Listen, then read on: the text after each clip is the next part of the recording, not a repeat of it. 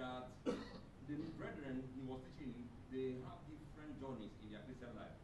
Just like each of us, we know that we have different temperaments. We have phlegmatic, we have choleric, we have sanguine, and we have melancholy.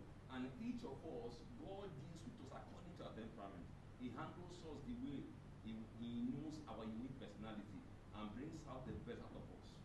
So if you go back to Leviticus chapter 11, verse 44, he said, "For I am the Lord your God. You shall therefore sanctify yourself, and you shall be holy, for I am holy." God told the people of Israel in Leviticus as one of the rules that you must be sanctified. And this is not a repetition in the New Testament. It is an affirmation, because in 1 Peter chapter 1, verse 15 and 16, Peter himself, the apostle, affirmed it, that, "But as he which hath called you is holy, so be you holy in all manner of conversation." So he said, he also referenced Leviticus. So that means the scripture is complete, and according to my teachings and what I have learned, anything that is spoken in the Old Testament and affirmed in the New Testament is a doctrine, can be taken as doctrine. And I want to say that the Apostle Paul begins to call believers to deeper holiness and sanctification. That they are not just, it's not an ancient command, but it's a living instruction for Christian living today.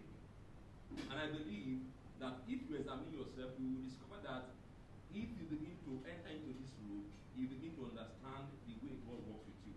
A.W. Tozer said in his Path to Power, he says, "Spiritual energy of sufficient voltage to produce great sense again, they have always come from holiness and sanctification." However, God often uses these preachers he uses Paul as a preacher to expose the horror of carnal pride, anger, jealousy, and self-centeredness.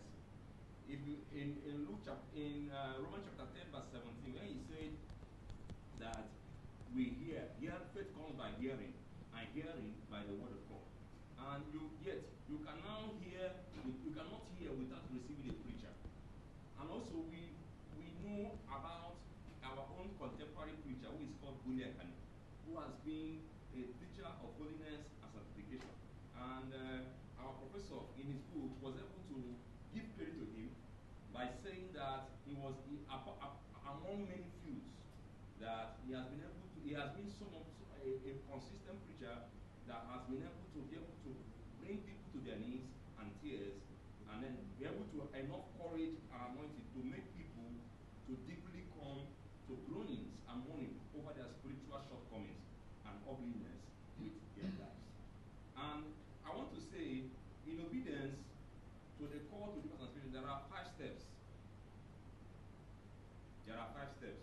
In obedience to the call to sanctification, there are 5 steps. One is